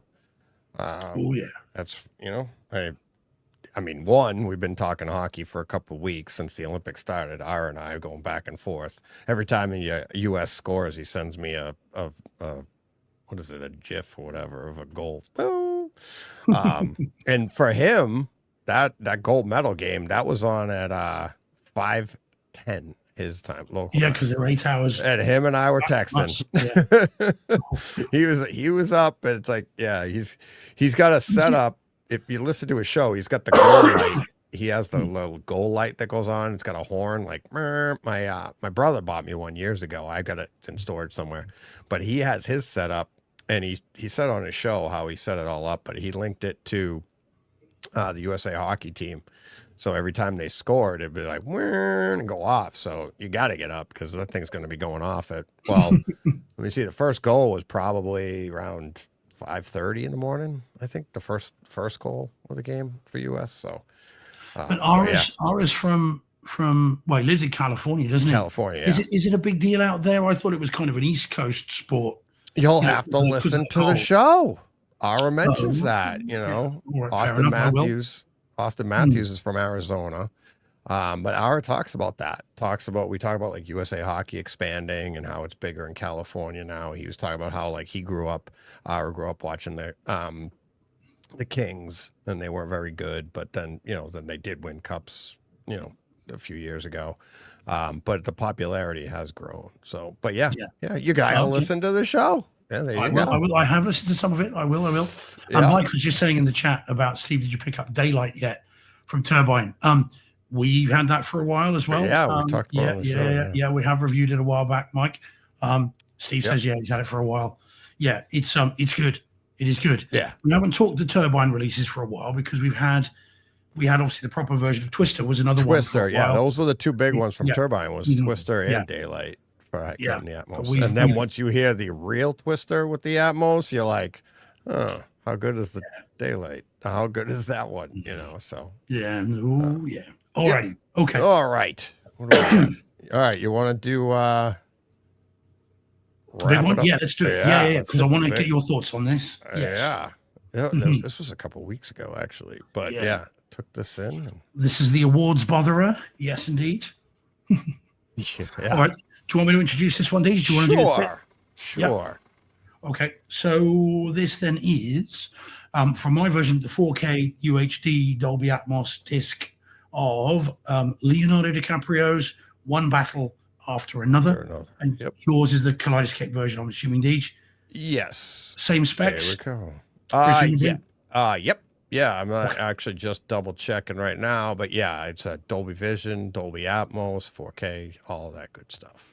Yeah. So Paul Thomas Anderson, isn't it? Directed it? I think it is. Yeah, it's Paul Thomas Anderson, Leonardo DiCaprio, Sean Penn, Benicio del Toro. Yeah. I know lots of people. Regina Hall. I don't remember the others though.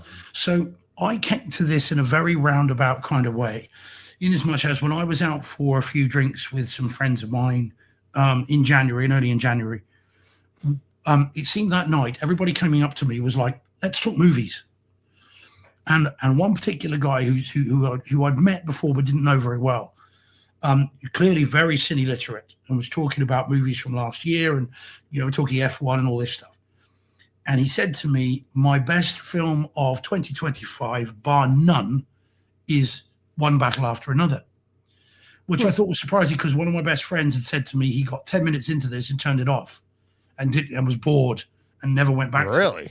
Yeah. So I had a 10 minutes in and hated it from one of my best friends. Yeah. And then I had this other guy who was very cine literate saying, loved every second of it. So I bought the 4K disc and I put this on when I wasn't feeling very well last week, or a week before, whatever it was.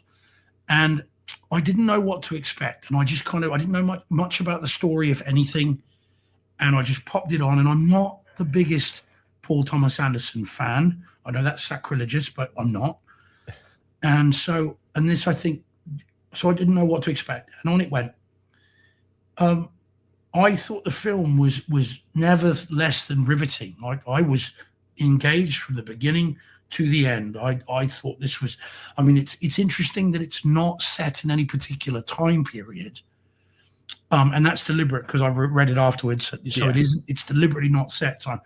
And yet it has echoes of modern, right up to the minute political issues and various other things. Yeah. And But you could again, you could put that almost in any time. That's the exactly. difficult thing for people nowadays, especially younger people, to realize. Like they think this is the worst time ever, and it's like, nope, this isn't anything new. Yeah, well, quite. Yeah, Yeah. Well, that was noticeable right from the beginning that it's clearly not in a particular time. But I was thoroughly riveted. The performances. I mean, Sean Penn. He's no wonder he's winning the awards. I mean, again, he won a BAFTA.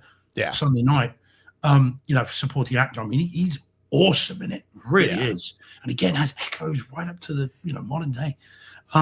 Leo's great in it. I mean, I think her there. I've forgotten her name. She's introduced, I think, in this. He's really, really good in it. Benicio del Toro is very funny in it, I think. God! I really enjoyed it, and there are some incredible action sequences in it. Some really nice old school action sequences in it, deliberately old school. I really enjoyed it. Is it my best film of last year? No. No. But very I did good. really enjoy it. I mean, a truly, I hate to say it, it sounds so cliche, but like it's a truly artistic piece. Like every actor in this, like even like you said, Benicio del Toro, like his acting in this, his part in this, but I mean, Leonardo DiCaprio and Sean Penn, the way they manipulate you, that I mean, if you've seen it, you're gonna understand what I'm saying to a degree. Some people might not like what I'm about to say, but I think every character in here, you at one way or another, you look at them and go, "What are you doing?" But you also can go, you could sympathize and go, "Okay." Like, and if you haven't seen the movie and you hear what I'm about to say, you're going to go, when you do see the movie, you're like, DJ, you're nuts. Even the Sean Penn character, you look at it and it's like, I'm not saying he's right. He's it's bad, but you're sympathizing for, like, that's just who he is. Okay.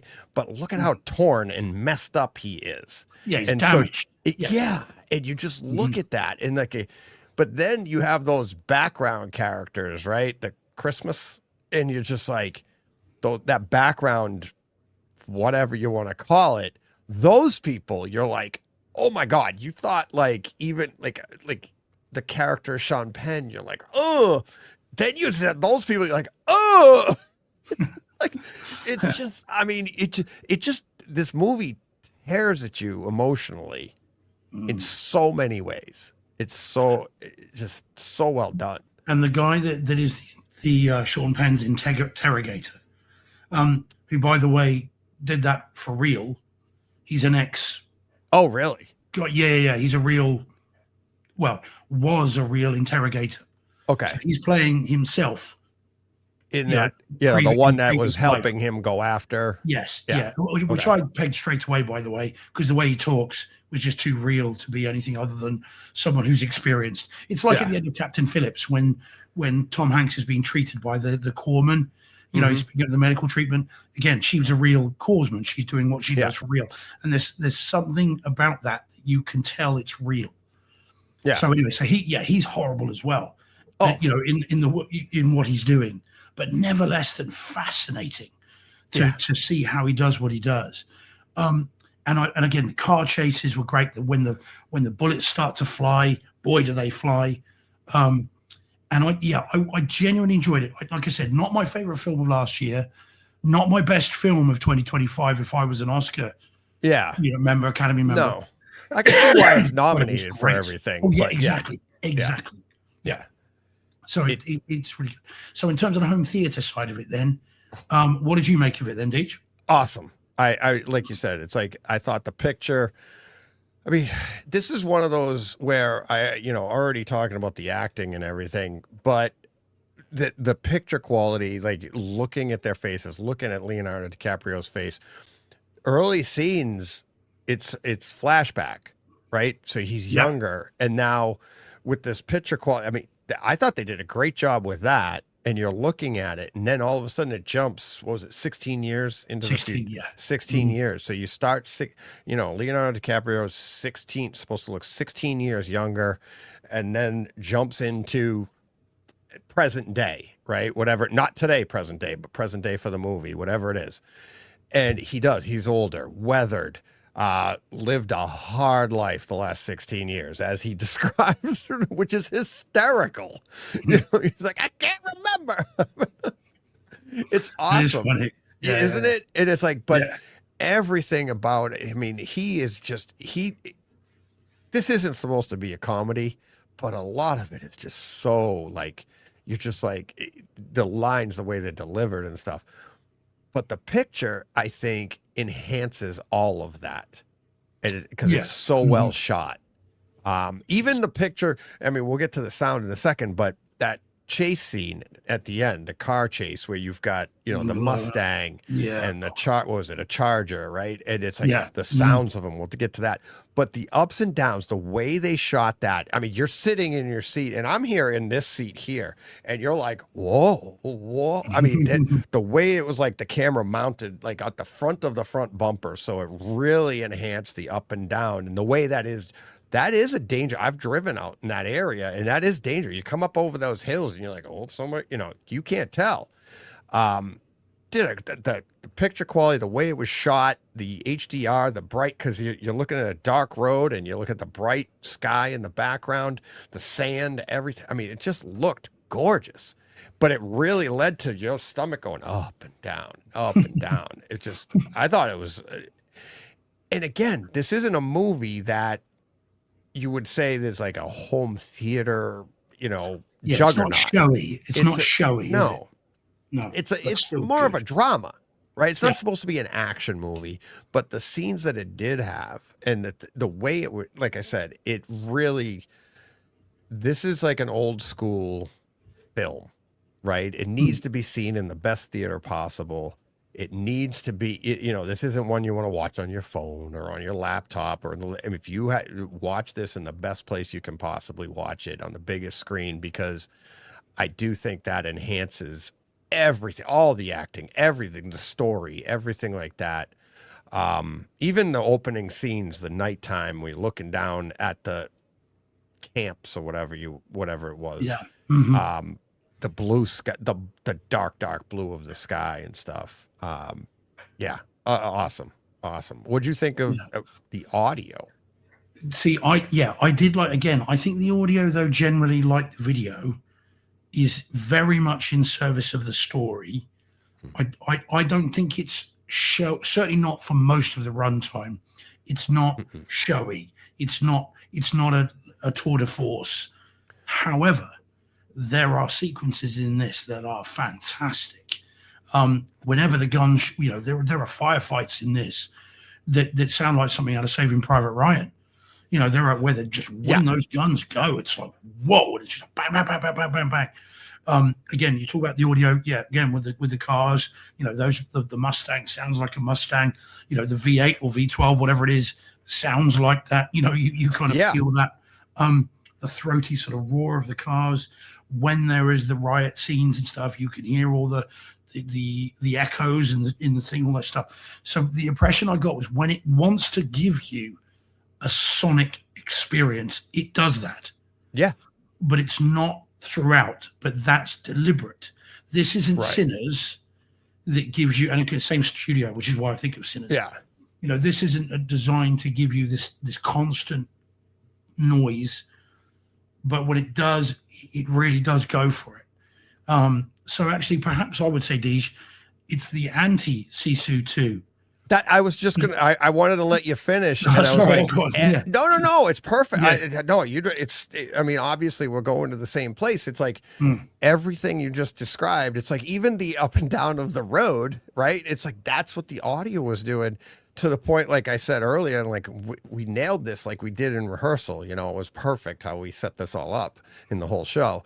But it was like they set us up correctly in that it's it's a drama. There's a heavy dialogue in this, but when you went to the engines, the roar of those engines, and the roar of those engines in the episode, you know, it really played and added to the tension of what eventually does happen, spoiler free, in that car chase scene, right? And the monotony and how it leads to that, but the monotony of the scene, because that's one of those scenes. You know what? I actually did think this during this scene. I was like, is this going a little too long? And I thought of you and John talking about John Wick 4. Right? It's like, does it need to do that? But it did. And it works. And then the audio, but all the while it's a little bit hard. I'm only thinking that because of you guys, because of the show, how I'm thinking of scenes and stuff. But you're literally along for the ride and enjoying the audio, enjoying the video experience of going up and, you know, in that scene, and never mind the anticipation of the story and how these characters are going to deal with the situation, right? Put all of that together.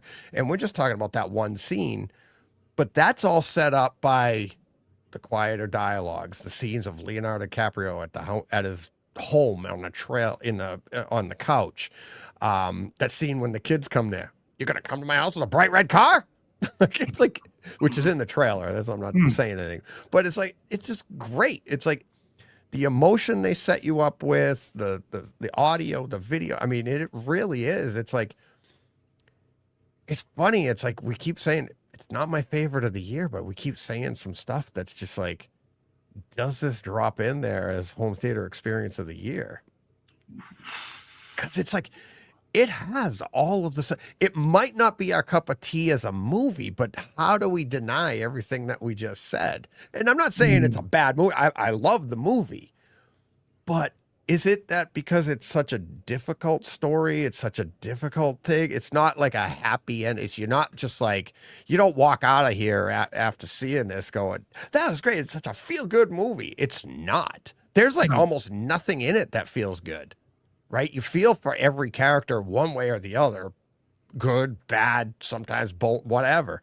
But at the end, you're like, oh, such a difficult story. And is that what keeps us from going? Well, we talked about when we did our top 10 about the consistency of the experience. And that's where I think this one will fall down, because we've already had two this year that are consistently engaging home theater and story-wise. So Tron Ares, whatever you think of the movie, is consistently, audio and video pushing the whole theater part of it. Predator Badlands, same thing. Although I picked the disc up yesterday, so I'm looking forward to reviewing the disc. Is again consistently an experience. So whereas one battle after another, and it's entirely intentional, has these peaks and troughs. It's a symphony rather than a heavy metal concert, isn't it? There are times where it brings you up, and then times where it brings you down, rather than a kind of constant bang, bang, bang, bang sort of. And so that's where I think it will fall down with all the other stuff we've got to come. It's almost by the end of the year. I think it'll be exactly. It won't be that. Yeah, again, I was going to say the exact same thing. It's not that like, if we were brand new at this, we'd be like, this is up there, put it in there. Cause it's a better movie than Tron Ares. It's got in it, it uses the audio and video to tell the story, which is what we love. And it enhances it. So how can you not put it in there? Well, because we've done this so many times, we know it's just going to drop out, because we're going to get, we're already at 2. We're going to get 12, 15 more that it'll go dunk, dunk, dunk, dunk, dunk. Like, as good a movie as this is, and as good as the audio is and the video, it's gonna get dropped. It's only February, so, but it is that good though. It is good. And I look forward to seeing this chap again and telling him that I did enjoy it. I've spoken to one of my friends since, the one who only watched 10 minutes of it. I said, you really should watch it. You should go back, but he won't. He's like, so much to see, so he will not circle back around to it. He found the daughter incredibly irritating, and just said, I just couldn't. Not the daughter. Does he not have kids? Girlfriend. She nailed it. He has That's kids. 3 kids. Yeah, he's got 3 kids. He's got 3. That's But no, kids. it's not the daughter. It's the girlfriend at the beginning. He said he found her intensely irritating and just couldn't get beyond that. Sorry, not the daughter. Oh, one of the like main character. It turns out to be a main character. Exactly. He said, So- just couldn't deal with her. Too I thought she was intense. good. Yeah, I thought she was great. that's the story. Yeah. She's the catalyst for everything. How about this for an experience then? So Old School Kung Fu Film says, I was lucky enough to watch one battle after another with an intro by Paul Thomas Anderson and Leonardo DiCaprio.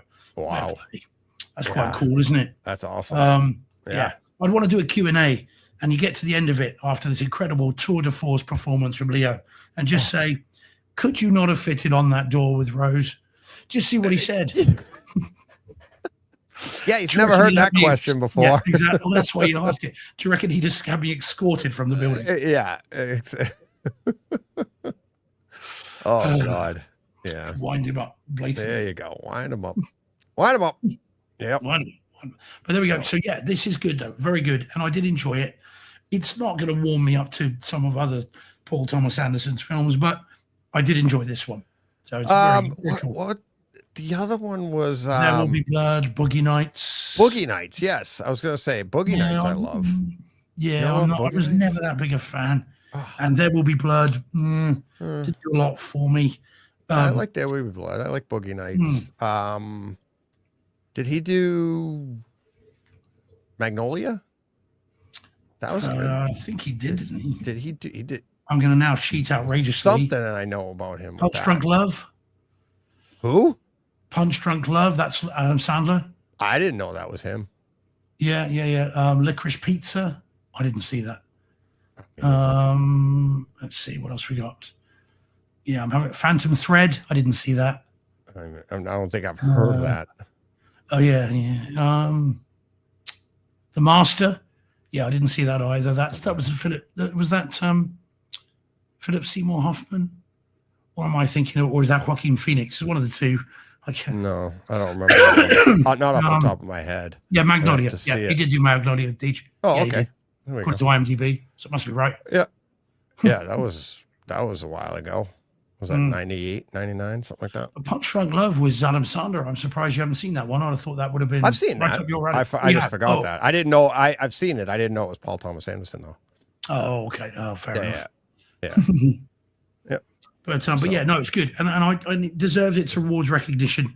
You know, Sean Penn is awesome in it, utterly horrible in the role, and and just his craggy face is made for 4K.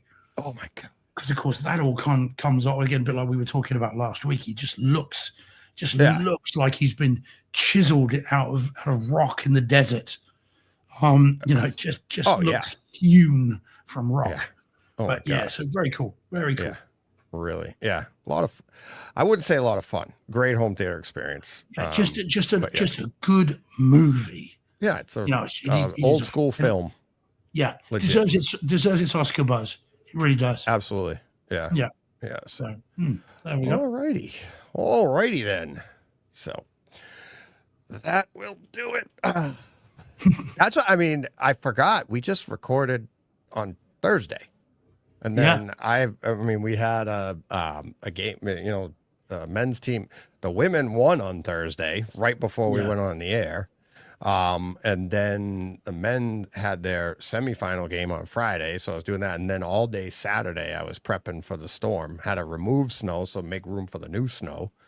And then we had the gold medal game. I haven't had a chance to sit down and watch anything since the last time we sat here. I'm just looking here. I've still got 1, 2, 3, 4, I know. 5, 6, 7, 8. And I've got plenty more to watch this week. So yep. And I took 3 out of there, Deech. Oh, geez. Yeah. Some older ones that kind of gone by a bit now, and fine because there's not a lot to say about them. Yeah. So yeah, but I I got to get a couple in there plus the 4-hour one, and then it is good. Worth it. It is good. Yeah. Lots to say about that. I'm looking forward to 4 hours worth. 4.5. Yes, indeed. 4.5. Jeez. Some interesting additions, but some even more interesting subtractions. Some stuff's been taken out. It's not just all been put I'm not in. as good at recognizing unless I know the movie With like this the back of film, my or hand, these which I films- don't know Kill Bill like the back. Whoops. I don't know it like the back of my hand. Nice. Whereas, yeah. I because of this person who's it's their favorite film. Yeah. I've seen it many times. I've seen it So I many was times, able to but yeah. see the differences very clearly, even down to Interesting. shortening some scenes. Yeah. Yeah. So it's very cool. Cool. All right. Right. All righty. Yeah, so that will do it for this week. I mean, I've been go for the last 3 days. I can't wait to just relax here. Maybe take in a movie or something. But yeah. So so thank you to everybody for in the chat. Thanks to everybody watching, listening, participating. Thanks to the patrons. If you're new to the show, we do have a Patreon page, patreon.com/Brightside Home Theater, $1 a day. We were just saying this the other day. R and I were talking about it yesterday. It was like, yeah, if everybody within the sound of my voice, Steve and I could retire, John could retire, and we get him back on the show, by the Hell way. yeah. I get emails, get John back on. It's not up to us. It's not like we're keeping him away. He's got to get time off from his boss. Yeah. So if you want John back, give and give. And then next thing you know, we'll three of us will be retired and we'll be doing this more than once a week. That's for sure. Sitting on a beach earning 20%. 20%. There you go. So, and the other way you can do it, I mean, we talked about it earlier. Rate, review, subscribe, all of that stuff. Go on iTunes. Go. Does YouTube? Can you rate on YouTube? I don't even know. Yeah. Do you know what? I I'm not think sure. you just give the thumbs like up. button time. You like, subscribe, Yeah. like and subscribe, do all that. But yeah, wherever your podcast is, check out, see if you can rate and review and all that stuff. We appreciate it. And then other people see great 1-star reviews and they'll be like, oh, because you either want to see something great or something so bad that you're like, 1 star, this has got to be bad. It's a train wreck. I got to check this out. We just want passion, don't we, D? That's what we want. Yeah, exactly. Good or Love bad. us or hate us. I don't care. As long as you're listening. So, all right. That'll do it for this week. Till next time, you know what you got to do. Go push play. What he said. That's right.